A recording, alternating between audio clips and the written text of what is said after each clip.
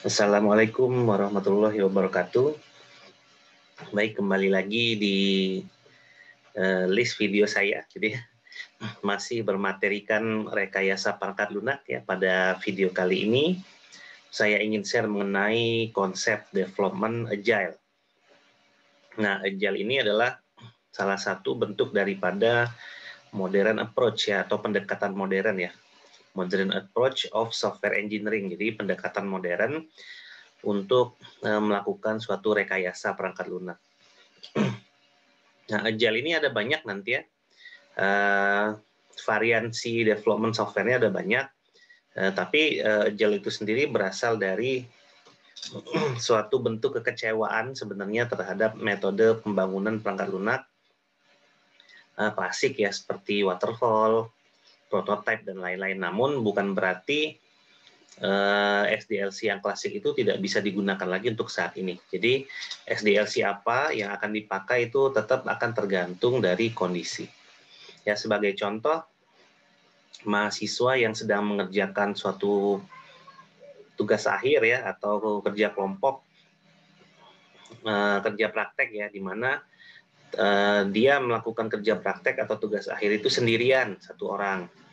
Nah, kalau sendirian ya mungkin bisa menggunakan yang klasik tetap ya, yaitu waterfall. Artinya tiap langkahnya itu dilakukan, dieksekusi secara sekuensial satu-satu. Mungkin ada juga salah satu teknik agile yang bisa dipakai ya, kalau memang dia ngerjainnya sendirian. Artinya kan kalau sendirian itu kan dia sebagai analisnya, dia sebagai desainernya, dia sebagai codernya, dia sebagai testernya, dan seterusnya kan. Nah, tapi kebanyakan sebenarnya untuk agile development ini adalah teknik pembangunan perangkat lunak modern, di mana yang mengerjakannya itu adalah suatu tim ya. Jadi teamwork yang ada di sini. Jadi ini adalah bentuk revolusioner daripada yang sudah ada, yang modern maksudnya, untuk memperbaiki hal-hal yang tidak ada di versi klasiknya. Bentar ya, masih pagi soalnya. Baik, kita lihat aja seperti apa agile development ya, secara definisi, prinsip, dan lain-lain. Nah, apa yang melatar belakangi agile? Jadi sebenarnya ada perangkat lunak gitu ya yang dibutuhkan bagi suatu organisasi atau yang diperuntukkan untuk publik gitu ya, untuk di-develop secara massal. Namun kita tahu bahwa zaman sekarang itu proses bisnis ya, lalu kebutuhan bisnis itu sangat berubah cepat gitu ya. Hari ini kadang-kadang model bisnis itu berbeda dengan minggu depan atau dengan esok hari. Nah, sehingga perlu adanya penyesuaian yang cepat terhadap perangkat lunak yang dibangun atau yang didevelop. Nah, perangkat lunak yang didevelop itu jadi tidak bisa menunggu gitu ya. Artinya ada kebutuhan urgensi juga. Misalnya kita punya 5 pembangunan perangkat lunak ya, 5 pembangunan sistem misalnya, di mana 3 diantaranya itu harus bisa dieksekusi bulan ini misalnya. Nah, namun yang harus beroperasi, yang dieksekusi itu yang beroperasi maksudnya, yang beroperasi. Artinya kan kita memiliki waktu 1 bulan nih untuk mendevelop 3 software secara bersamaan. Namun yang akan digunakan itu kan fitur apa saja gitu ya. Nah, artinya nanti kita akan kembangkan 3 itu berdasarkan fitur yang dibutuhkan dulu, untuk yang dibutuhkan terlebih dahulu untuk dioperasionalkan di bulan depan. Nah, dan itu akan berlanjut di bulan berikutnya, akan fitur apa lagi yang akan dijalankan gitu ya. Sehingga menurut beberapa definisi itu kita sebut sebagai rapid development, artinya development yang berkali-kali dilakukan ya. Nah, berkali-kali itu artinya bukan direvisi berkali-kali ya, tapi dia melakukan development sedikit demi sedikit. Misalnya kita definisikan ada 100 fitur. Di minggu pertama kita kerjakan 5, di minggu kedua kita kerjakan 6, dan seterusnya. Dan fitur itu tidak hanya sampai di fase development saja, tapi harus sampai ke operasional ya, dan fitur itulah yang akan digunakan nantinya, atau fungsi itu yang akan digunakan nantinya gitu ya. Nah, jadi rapid development and delivery itu sangat sangat penting saat ini karena kebutuhan urgensi terhadap penggunaan suatu perangkat lunak itu, terutama ada fungsi-fungsi yang memang harus dieksekusi dengan segera, ya, dioperasionalkan dengan segera. Di samping itu tadi kebutuhan bisnis, ya, memang kebutuhan bisnis itu berubah dengan cepat. Misalnya seperti kondisi pembelajaran aja ya di akademik. Sebelum corona kita masih melakukan pembelajaran online, offline, ya. Tahu-tahu corona yang dampaknya langsung merubah dunia gitu ya.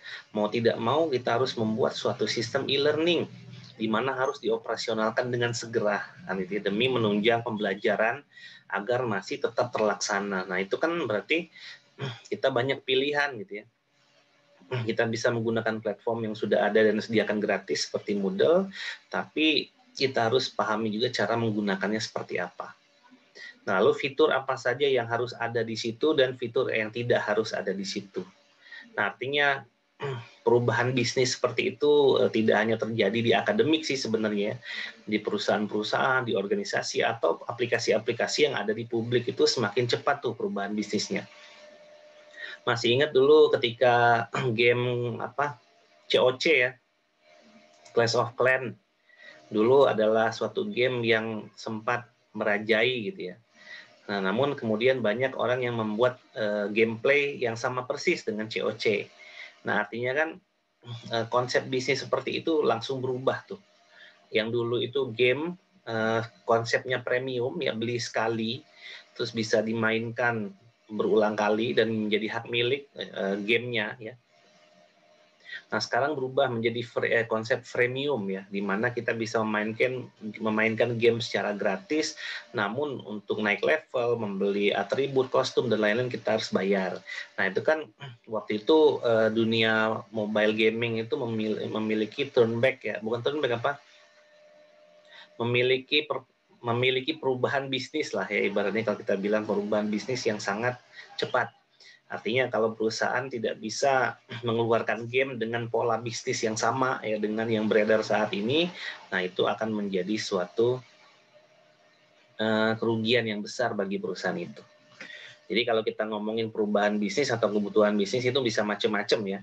Bisa kebutuhan bisnis untuk internal organisasi atau untuk aplikasi yang dilepas di lingkungan publik.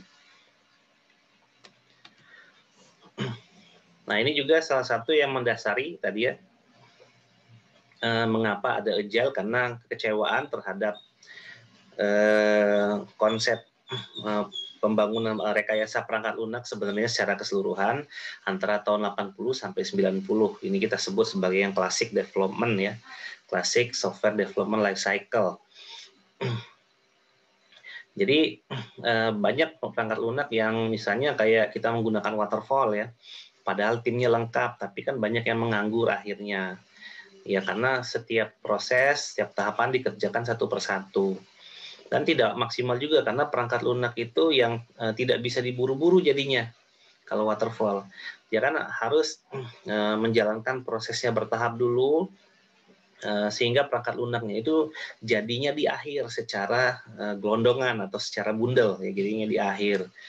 Nah, itu yang kadang-kadang perusahaan itu jadinya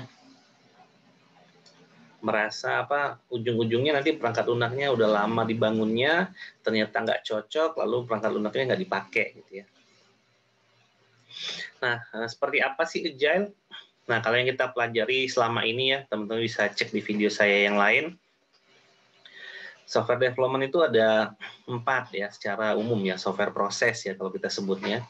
Ada yang linear, ada yang paralel, ada yang iteratif, sama yang evolutionary. Nah, di agile ini adalah yang iteratif dan evolutionary ya, bergabung jadi satu. Jadi dia tidak paralel dan tidak sequence. Nah, apa yang membedakan daripada yang klasik ya, yaitu agile ini lebih berfokus pada kode. Jadi agile ini lebih berfokus pada implementasi dia daripada desain. Bukan berarti dia tidak ada desain tetap ada, tapi fokus utamanya adalah kode. Sehingga desain yang dipakai di dalam agile ini adalah desain yang minimalis. Jadi tidak akan sampai desain yang detail ya. Jadi desainnya minimalis saja dengan berasumsi bahwa desain yang abstraknya detail itu udah dipahami oleh para anggota tim. Jadi gambaran umum itu tetap kalau di Agile ya. Nggak mungkin bikin software nggak ada desain gambaran umum atau arsitekturnya, nggak mungkin, pasti ada. Cuman untuk detail, misalnya kita punya fungsi tambah data mahasiswa, nah kayaknya fungsi itu nggak perlu lagi ya didetailkan. Seperti apa sih tambah data itu nggak perlu. Jadi sampai tahapan didefinisikan saja bahwa fungsi itu ada. Tapi tidak perlu juga sampai kita buat pseudocode-nya, kita buat alurnya, nggak perlu gitu ya kalau di Agile. Yang penting secara makna fungsi itu harus fungsi secara fitur fungsi itu harus ada, dan secara makna fungsi itu tuh sudah dipahami oleh para anggota tim, terutama oleh coder ya atau programmer. Nah, Agile juga berbasisnya iteratif ya. Iteratif sebenarnya Agile itu ada yang iteratif saja seperti prototype ya, iteratif yang ngerjainnya dikit-dikit, tapi ada juga yang evolutionary yang berkembang. Nah, ada yang gabungan keduanya ya. Nanti ada banyak sih teknik Agile itu, tidak hanya satu, tapi mereka menggunakan prinsip yang sama. Nah, di sini memang bagaimana caranya membangun software secara cepat. Namun yang dimaksud dengan bagaimana caranya membangun software secara cepat itu bukan hanya di tahapan development ya, sampai tahapan delivery dan operasional. Nah, artinya yang difokuskan adalah software yang bisa bekerja dengan baik, atau di sini dalam bahasanya adalah working software. Artinya perangkat lunak itu dikerjakan dengan cepat, tapi harus bisa bekerja dengan sebagaimana mestinya juga, gitu ya. Cuman memang tidak keseluruhan fungsi pasti, ya. Nggak mungkin kita kayak bangun candi gitu ya, 1000 candi sehari jadi gitu, nggak mungkin. Pasti tetap aja dengan keterbatasan yang ada, softwarenya jadi tapi tidak lengkap ya. Ada fitur-fitur yang atau fungsi-fungsi yang bisa di-delivery langsung, ada yang belum gitu ya. Nah, di sini dia akan bisa menyesuaikan dengan perubahan requirement yang cukup cepat gitu ya kalau di Agile. Makanya biasanya project Agile ini cara menghitung ya nilai projectnya itu agak sedikit tricky ya. Asal memang sudah dipastikan bahwa kita akan menggunakan Agile sebagai strategi pembangunan perangkat lunaknya atau software development life cycle-nya, maka kita bisa menghitung berapa nilai project ini dari sisi harga, sumber daya, apa saja yang dibutuhkan dan lain-lain. Nah, Agile ini sebenarnya digunakan untuk mengurangi apa saja yang dilakukan secara berlebihan ya dalam suatu software proses. Nah, di Agile ini juga selain dia membatasi ya desain ya, bukan berarti tidak ada, dia juga membatasi dokumentasi. Artinya dia tidak akan ribet di dokumentasi, cuman tetap ada gitu ya. Artinya dia mengurangi dokumentasi yang biasanya dilakukan ketika kita mengeksekusi software development lifecycle yang klasik, namun tidak mengurangi apa saja yang harus ada gitu ya, yang harus di-delivery nantinya. Nah, seperti itu kira-kira gitu ya. Sehingga nanti pekerjaan-pekerjaan yang ada itu semakin lebih efektif ya, tidak ada yang berlebihan. Nah, ini juga ada juga Agile development software yang diterapkan pada software development khusus ya. Jadi memang ada yang berbasis iteratif tadi ya, dan incremental atau evolutionary. Cuman memang perlu dilakukan berbagai macam pendekatan yang agak sedikit berbeda ya. Di salah satunya adalah kolaborasi gitu ya. Kalau misalnya kita ngomong Agile itu kata kunci umumnya adalah kolaborasi. Siapa yang berkolaborasi itu biasanya antara tim itu sendiri, lalu tim dengan klien atau user. Nah, jadi dia tidak bisa dilepas gitu ya pembangunan perangkat lunaknya, karena memang berdasarkan kebutuhan. Artinya klien butuh perangkat lunaknya, maka klien juga harus menyesuaikan dengan baik seperti apa perangkat lunak yang dia butuhkan gitu ya. Jadi dia harus memantau itu terus. Nah, di sini di Agile itu kita akan bekerja dengan berbagai macam orang-orang yang memiliki keilmuan yang beraneka ragam, gitu ya. Artinya dia cross functional team. Jadi kita tidak hanya fokus pada apa yang kita kerjakan, tapi kita akan mensupport apa yang orang lain kerjakan juga demi perangkat lunak. Ya. Jadi ujung-ujungnya itu perangkat lunak yang berkualitas, yang bisa didelivery dan dioperasikan dengan baik, itu yang menjadi target utama di proses Agile ini, dalam Agile Methods ini. Nah, jadi apabila kita membuat satu planning, dia tetap adaptif ya, artinya planning bisa berubah di tengah jalan, tapi secara garis besar planning itu tidak akan berubah terlalu jauh, gitu ya. Nah, Agile juga dia menggunakan suatu time box iterative approach, artinya pembangunan perangkat lunak dalam ruang waktu yang disepakati atau ruang waktu tertentu. Jadi delivery-nya itu secara konstan diatur, misalnya per minggu gitu ya, atau per bulan gitu ya. Jadi dia memiliki hitungan-hitungan yang pas gitu ya untuk menyelesaikan suatu fitur. Bisa jadi di minggu pertama 5 fitur, karena apa? Kita hitung fitur itu tidak terlalu sulit. Bisa jadi minggu kedua hanya 2 fitur. Kenapa? Karena memang mengerjakan 2 fitur itu setara dengan 5 fitur yang lain. Jadi dia bisa menghitung seberapa waktu ya, resiko, sumber daya yang dibutuhkan untuk mengerjakan fitur-fitur yang ada di perangkat lunak itu. Nah, dan bisa berubah gitu ya. Artinya dia akan berubah menurut kebutuhan bisnis. Misalnya hari ini butuh 5 fitur dieksekusi 1 minggu. Minggu depan direncanakan nambah 5 fitur lagi, ternyata bertambah jadi 7. Itu juga bisa terjadi gitu ya.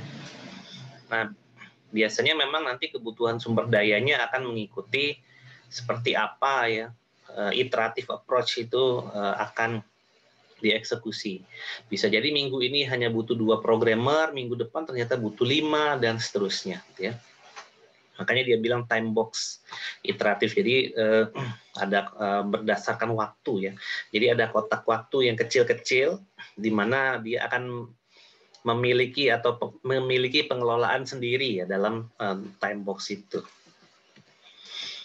Nah, dalam Agile ada 4 manifesto yang harus diperhatikan, yang harus ibaratnya manifesto ini budaya sih ya, semacam budaya bekerja yang harus disesuaikan lagi apabila teman-teman terlalu lama cenderung ke klasik ya. Karena ini bentuk daripada pendekatan modern, maka ada beberapa budaya-budaya yang memang akan berubah. Yang pertama, Agile itu lebih mementingkan individual daripada interaksi. Jadi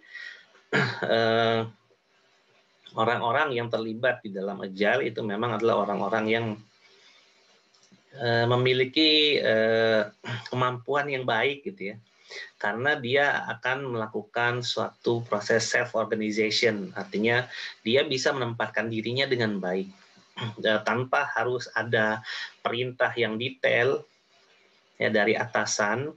Dia bisa mengeksekusi pekerjaannya dengan baik ya. Makanya di sini lebih mementingkan individual dan interaksi daripada proses dan tools ya. Jadi individual and interaction itu yang lebih dipentingkan ya. Saya ralat yang tadi ya.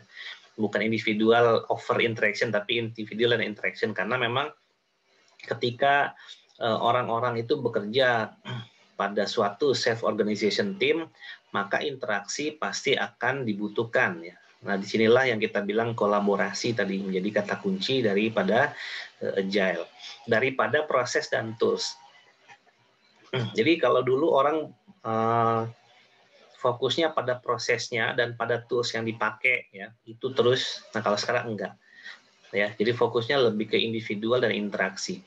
Justru kolaborasi yang terjadi ya antara orang-orang yang memang kompeten di bidangnya ya, termasuk user juga gitu ya, atau klien juga, dan interaksi antara mereka ya, klien dan developer, atau interaksi internal antara developer itu sendiri berjalan dengan baik, itu akan lebih memaksimalkan pembangunan perangkat lunak yang dibutuhkan daripada proses ya dan tools yang digunakan.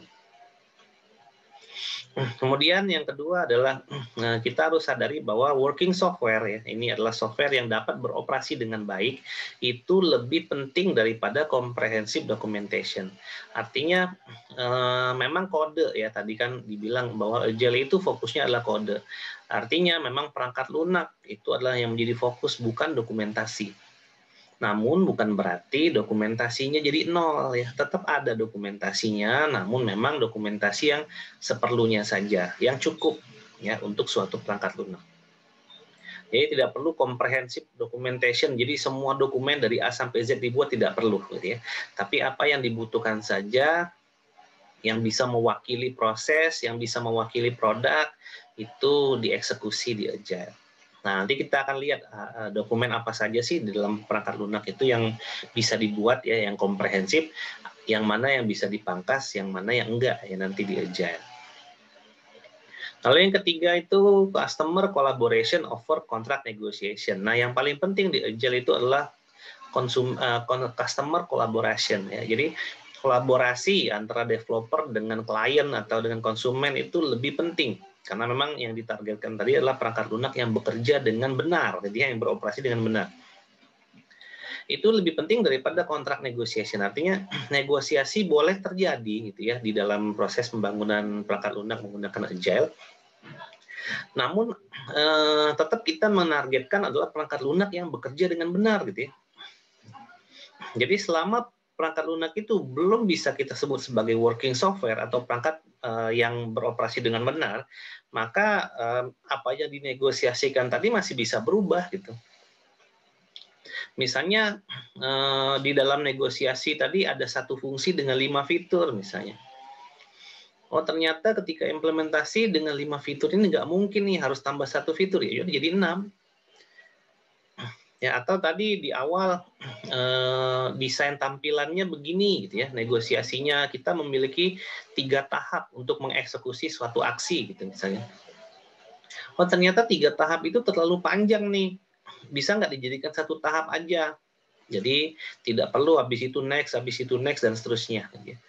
Nah itu juga harus dieksekusi tuh ya, demi menunjang perangkat lunak yang beroperasi dengan baik. Jadi tetap di Agile itu adalah targetnya adalah perangkat lunak yang bisa beroperasi dengan baik ya, bukan hanya sekedar dibuat saja, tapi memang bisa dipakai.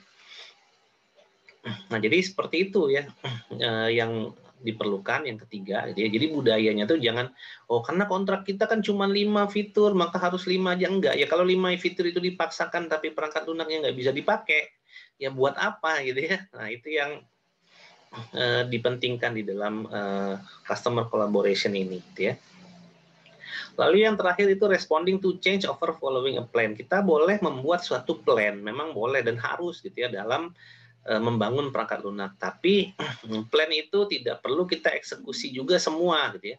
Artinya apa yang memang tidak sesuai saat ini ya, itu masih boleh kita ubah.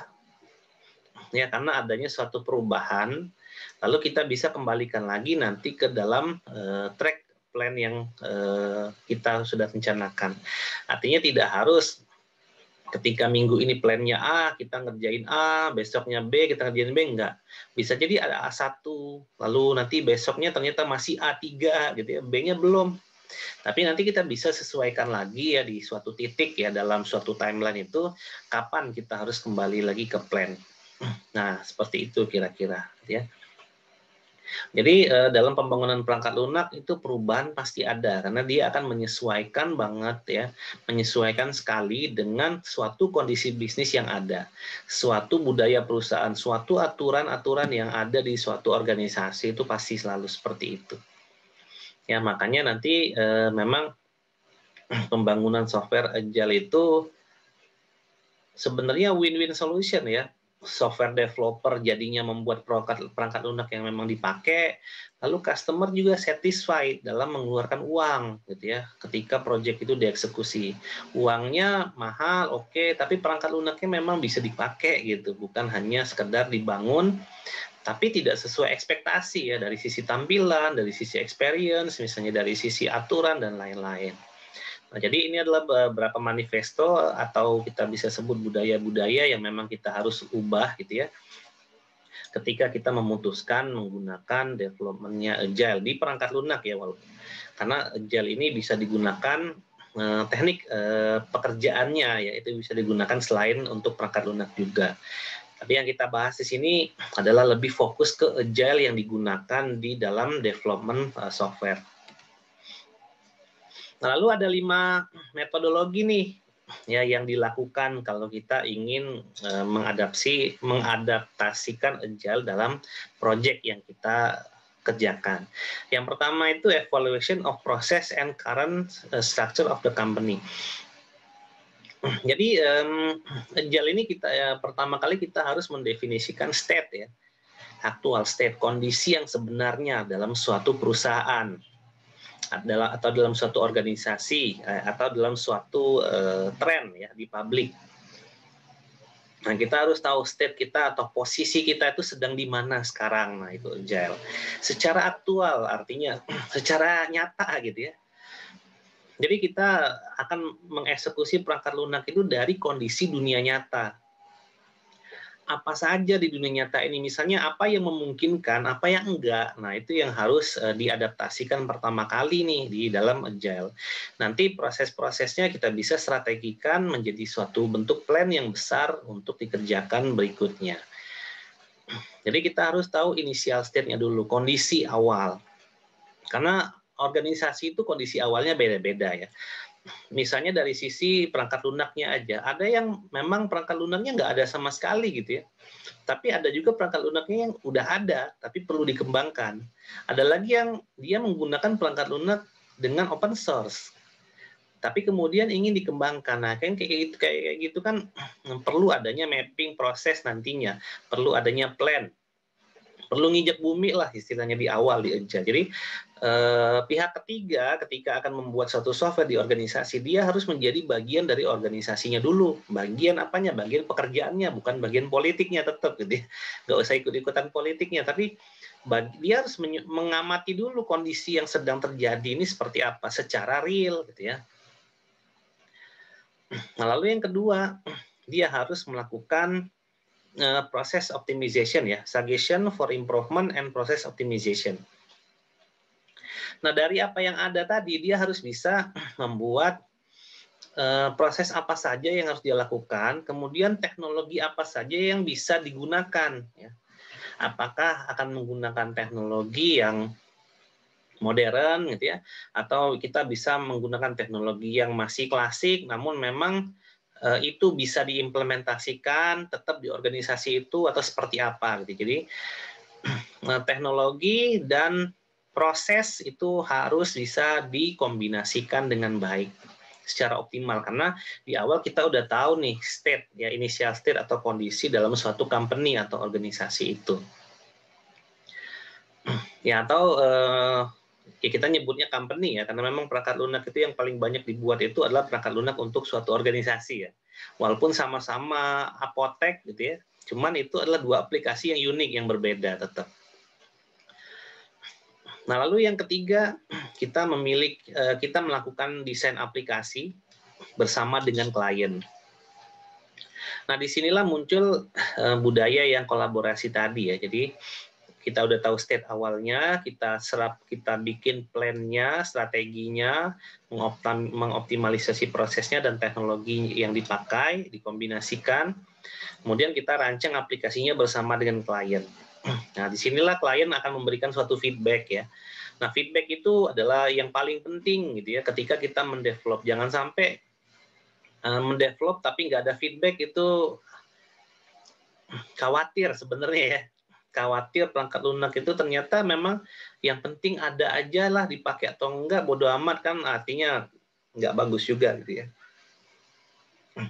Nah, setelah itu application construction and implementation. Jadi setelah didesain, perangkat lunak itu dibangun dengan cara iteratif gitu ya. Nah, misalnya per minggu, per bulan, dan lain-lain. Lalu kalau ada perubahan, itu tetap dieksekusi. Kemudian tiap fitur itu akan dites gitu ya. Terus saja. Lalu sampai dioperasikan. Nah, setelah dioperasikan kita ngapain? Ya, evaluation and monitoring gitu ya. Jadi ada reportnya, ada pengukurannya, ada performance dari aplikasi yang sudah di delivery dan lain-lain. Nanti mulai lagi tuh yang pertama, balik lagi yang kedua, ketiga, keempat, lima, dan seterusnya. Karena kalau kita mengerjakan suatu aplikasi yang memang dikerjakannya satu-satu, kita tidak bisa menangkap seluruh kondisi state organisasi, nggak mungkin. Misalnya organisasi itu gede ya, maka kita ambil dikit dulu. Misalnya di bagian kita mau ngerjain apa dulu nih? Yang paling krusial, misalnya bagian keuangan, nanti dia akan melihat kondisi initial state di bagian keuangan dulu. Dia pahami prosedurnya, aturannya, kebijakannya, budayanya, dan lain-lain, diadaptasikan ke nomor 2, teknologinya apa, prosesnya apa, artinya minggu ini ngapain, minggu 2 ngapain, karena budayanya begini, maka kita minggu ketiga begini, karena dia punya schedule seperti ini, organisasi itu, maka kita akan plan-nya rapat di hari ini, dan lain-lain. Kemudian ya ketiga, desain aplikasi dengan klien, keempat, kelima, ya monitoring dan evaluation. Setelah beres tuh ya semua fitur, itu nanti akan direncanakan ya fitur mana saja di keuangan itu yang akan dieksekusi saat per minggu misalnya. Dan yang akan beroperasi juga di minggu yang besoknya. Nanti dia akan initial state lagi, di mana di divisi lain, kepegawaian misalnya gitu. Jadi dia satu-satu gitu ya. Tapi kalau dia punya tim yang besar, ya dia bisa jadi sih paralel, namun tetap akan ada integrasi data di situ ya. Nah ini nanti akan tergantung pada project manager sih, bagaimana dia menstrategikan agile yang dia gunakan. Masing-masing 5 ini metodologi ini dan manifesto tadi nanti akan ada di tiap-tiap development life cycle daripada agile ya. Yang kita tahu itu ada apa? Ada Scrum, ada Extreme Programming, dan lain-lain, itu nanti kita lihat di bawah gitu ya. Nah, artinya ini adalah metodologinya ya daripada proses agile. Kalau kemarin itu kan analisis, desain, coding, implementation, dan lain-lain, sebenarnya di agile juga sama, cuman ada beberapa bagian, misalnya nomor 3, desain aplikasinya dengan klien gitu, bersama klien. Lalu application construction and implementation-nya dia harus bisa targetnya adalah operasional ya, jadi dia harus bisa memenuhi change request, perubahan fungsi, dan lain-lain. Nah lalu untuk agile itu dia masih memiliki plan ya tadi ya, dan dia pasti akan menggunakan suatu planning tools ya, tapi yang adaptif, artinya yang memang bisa berubah. Nah kita bisa lihat di sini kita punya project scope ya, kita lihat yang hijau project scope, kita punya scope seperti itu. Lalu untuk mencapai itu kita punya plan. Nah lalu kita punya aktual tuh ya, aktual progress. Nah bisa jadi apa yang kita kerjakan nggak sesuai plan, nggak apa-apa ya, tapi tetap kita harus menyesuaikan dari target yang ada. Jadi bisa jadi tidak sesuai dengan rencana itu karena ada masalah-masalah change request, ada masalah fungsi yang memang ternyata terlalu sulit ya, di luar ekspektasi dan lain-lain, itu nggak masalah, cuman ritmenya atau iramanya harus kita bisa sesuaikan lagi dengan project scope dan plan progress-nya gitu ya. Nah, jadi boleh bikin planning harus tetap ya, cuman planningnya yang adaptif, tidak bisa saklek. Misalnya kita akan ada agenda rapat ke customer di tanggal 10 misalnya. Ternyata situasi berubah, wah tetap harus tanggal 10 rapatnya, kan nggak mungkin gitu ya. Tetap adaptif. Rapat tetap ada tuh nantinya, tapi adaptif. Bisa jadi tanggalnya yang mundur, atau jamnya yang mundur, atau isi yang dibicarakan itu berbeda dengan apa yang kita plan, yang kita rencanakan. Namun ketika suasana sudah normal ya, kondisi sudah normal, kita harus bisa mengembalikan aktual progres kita mengarah ke plan progress dan project scope kembali gitu ya. Jadi nggak masalah kalau itu, karena yang kita kerjakan itu pada dasarnya adalah perangkat lunak, cuman tidak semuanya ya, tapi satu-satu setiap fungsinya. Nah ini yang harus dipahami gitu ya. Tetap agile juga ada plan ya, nggak mungkin agile itu zero plan, nggak mungkin ya. Jadi memang ada plannya, cuman kita harus menggunakan tools yang adaptif. Jadi jangan yang timeline yang memang saklek harus gitu, enggak gitu ya. Nah, di sini ada beberapa prinsip kalau kita akan mengeksekusi perangkat lunak menggunakan Agile ya. Prinsip yang pertama adalah prioritas utama kita adalah satisfy the customer, memuaskan customer dengan apa early and continuous delivery of valuable software. Dengan mendeliver dia ya perangkat lunak yang valuable, memiliki arti, memiliki nilai, artinya yang bisa beroperasi dengan baik dan benar. Dan itu dilakukan secara cepat dan continue gitu ya. Sehingga konsumen itu tidak harus menunggu perangkat lunaknya jadi di akhir ya. Tapi dia bisa menikmati fiturnya sesuai dengan kebutuhan dia itu secara kontinu. Nah, nanti akan terbentuk tuh dalam satu siklus gitu ya. Akan terbentuk budayanya sedikit demi sedikit sehingga penyesuaiannya itu tidak tiba-tiba brek gitu ya. Tiba-tiba ini perangkat lunaknya ganti budaya, enggak gitu ya. Tapi sedikit-sedikit budaya itu dibangun dari fitur-fitur aplikasi yang dibangun juga sedikit-sedikit secara kontinu. Nah, prinsip kedua dalam Agile itu dia welcome changing requirement. Dia sangat welcome terhadap perubahan ya, perubahan requirement yang memang akan disesuaikan dengan bisnisnya klien. Jadi tidak semerta-merta kita sepakat kan hanya 100 fiturnya gitu ya. Iya, tapi kan kondisi sekarang itu jadinya 110 fiturnya nambah 10. Ya gimana dong gitu ya. Ya nggak bisa kita ngotot itu tetap harus 100, nggak bisa. Tapi kan kita bisa negosiasi lagi gitu ya. Seperti apa pertambahan untuk 10 fiturnya. Jadi dia tetap welcome terhadap changing requirement. Cuman memang kita bisa atur itu di dalam kontrak. Jadi tidak boleh dibatasin. Kalau memang harus 100, harus saklek 100 yang nggak gitu ya. Karena targetnya adalah working software. Nah, changing requirement itu pun berlaku untuk late development. Jadi di akhir-akhir pas mau di delivery nih kita mau deploy nih besok, ternyata ada perubahan, ya udah welcome aja. Tetap harus ada perubahan, tetap harus diakomodasi perubahannya gitu ya. Kemudian prinsip yang ketiga, deliver working software frequently. Nah, prinsip yang ketiga adalah kita akan menyerahkan software yang bekerja dengan baik, yang bisa beroperasi dengan baik secara frequently, artinya bisa per minggu, per bulan ya dan seterusnya ya, tergantung daripada kita mendefinisikan itu dalam suatu rencana yang tadi kita definisikan di awal. Cuman dalam waktu yang jangan terlalu lama gitu. Jangan sampai kita delivery-nya per tahun ya, per tahun terlalu lama gitu ya. Per minggu atau per 2 minggu, per 3 minggu, per bulan itu maksimal lah ya kita mendelivery suatu software ya di dalam Agile ini. Lalu prinsip yang keempat, nah, business people and developer must work together daily throughout the project. Artinya harus ada kolaborasi. Bahkan di Agile ini prinsipnya kolaborasi itu tidak bisa per bulan atau per minggu, tapi per hari.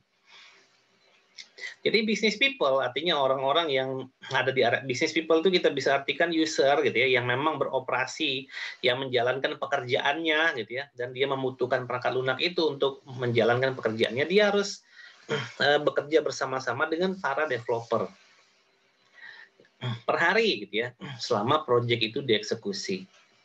Artinya dia tetap bekerja untuk perusahaannya, tapi dia juga harus ikut dalam memberikan feedback misalnya atau seperti apa gitu ya dalam proyek yang dieksekusi di dalam perusahaan itu.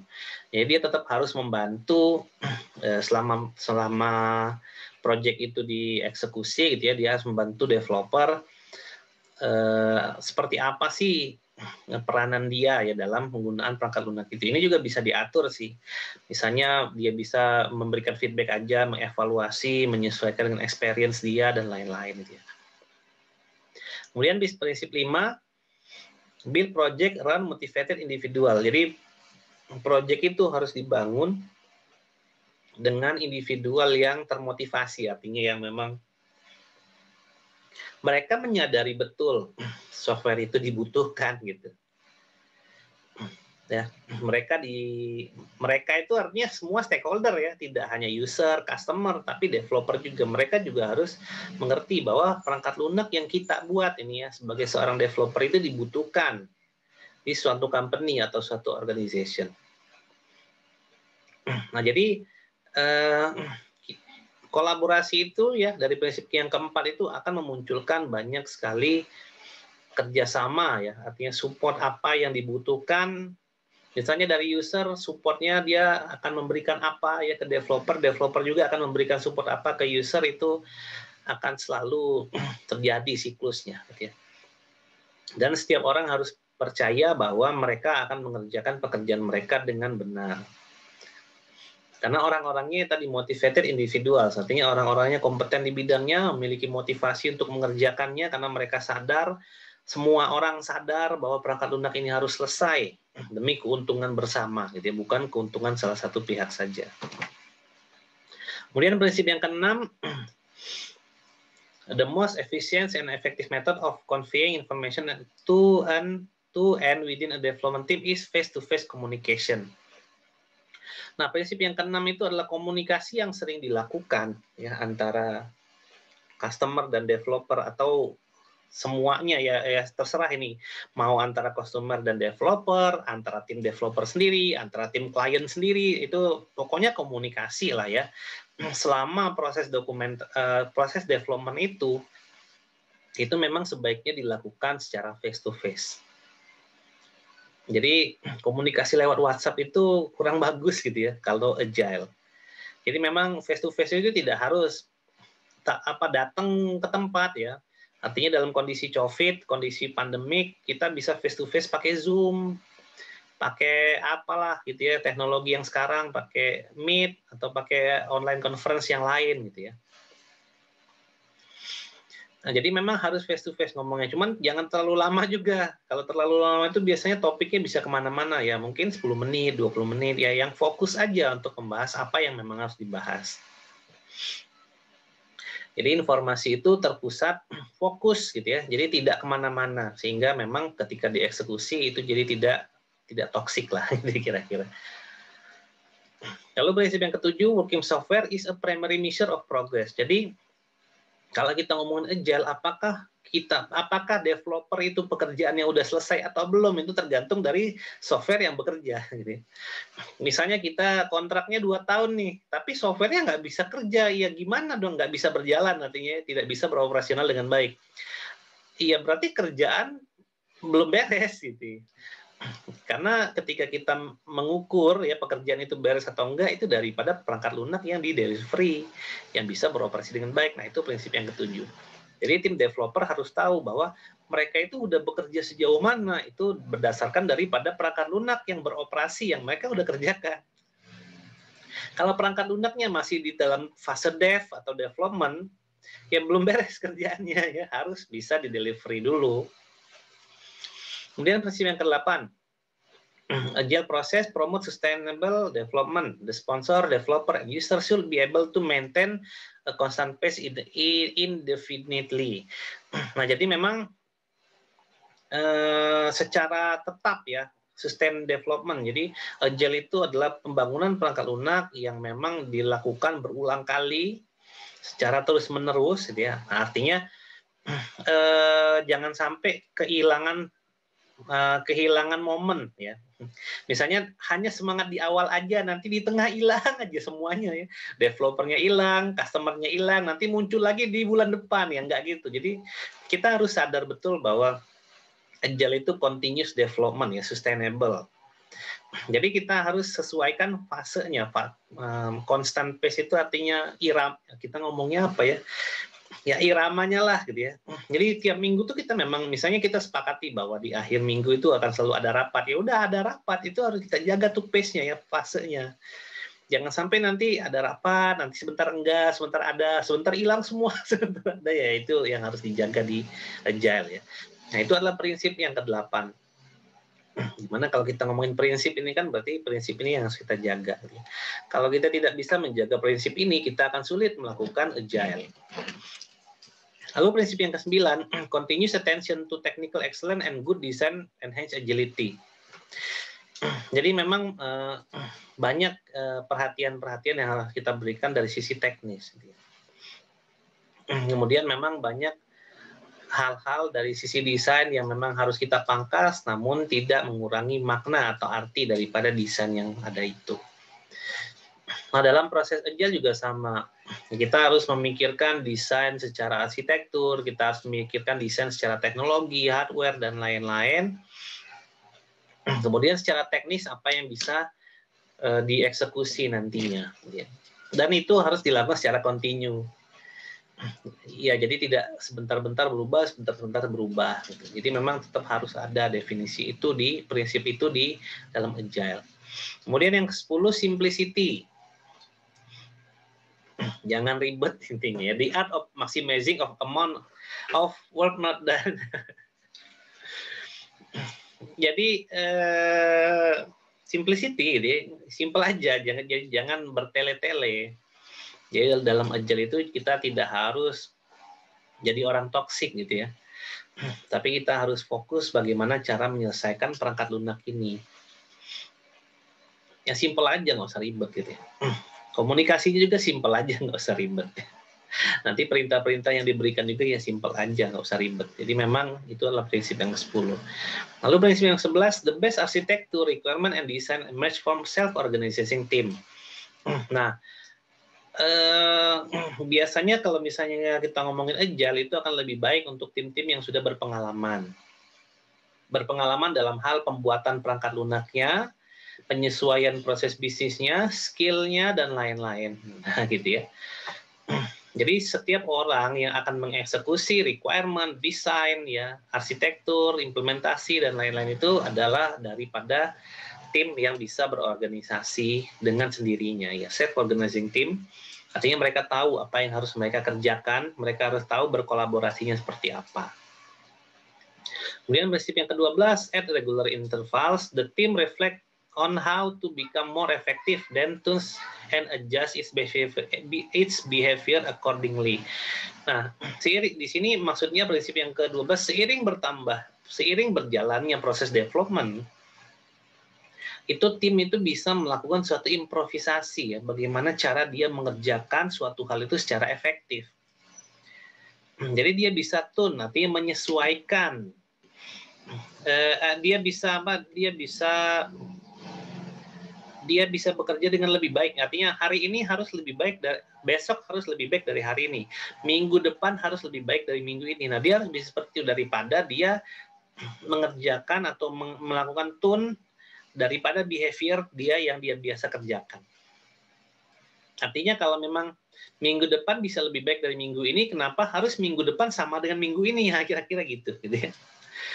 Jadi bagaimana dia bisa bekerja secara efektif gitu ya, lebih baik ya, karena memang pekerjaan itu dia kerjakan selama interval tertentu daripada dia hanya menyesuaikan minggu besok dengan minggu ini ya, sesuai dengan behaviornya dia, artinya yang biasa dia kerjakan di minggu-minggu sebelumnya gitu. Nah, itu adalah prinsip yang ke-12. Jadi dalam Agile setiap minggunya itu memang selalu ada evaluasi bagaimana dia bisa memaksimalkan cara bekerjanya, behaviornya untuk lebih baik daripada minggu ini. Nah, jadi itulah tadi 12 prinsip Agile yang teman-teman harus bisa pahami dan mengerti gitu ya, karena dia adalah prinsip. Artinya kalau prinsip itu tidak ada yang bisa kita eksekusi, itu kita akan kesulitan dalam mengadaptasi Agile dalam development software. Nah, apa saja sih software development life cycle-nya Agile ya? Itu ada macam-macamnya, ada Scrum, ada Crystal, Extreme Programmer, ada DSDM, ada FDD, ada RUP, ada Kanban, dan lain-lain. Nah, ini akan disesuaikan dengan kondisi organisasinya, kondisi timnya, seperti apa, ya, karena ini adalah bentuk plan yang akan direalisasikan nanti. Artinya kita akan melihat, kan tadi ada metodologinya Agile. Ketika kita udah melihat initial step-nya, kita bisa tentukan tuh Agile seperti apa yang harus kita eksekusi nantinya secara plan. Dan jadi plan Agile itu software development ya. Jadi dia adalah plan sekaligus action, gitu ya kira-kira. Yang paling banyak diadaptasi di Indonesia itu adalah Scrum. Gitu ya. Cuman nanti kita tidak hanya fokus di Scrum, tapi kita bisa pelajari yang lain ya, misalnya fitur driven, Kanban, ada RAD, misalnya Rapid Application Development, dan seterusnya. Nah, ini ada banyak banget, dan memang kita harus menguasai, tapi nggak terlalu sulit menguasainya, asal prinsip Agile, metodologi, manifestonya kita pahami dengan baik gitu ya. Oke, seperti itu kira-kira Agile. Mungkin minggu depan kita akan membahas salah satu di antaranya, yaitu Scrum ya. Jadi silakan teman-teman bisa lihat di playlist rekayasa perangkat lunak. Itu saja dari saya ya. Semoga informasinya berguna. Saya pamit. Wassalamualaikum warahmatullahi wabarakatuh.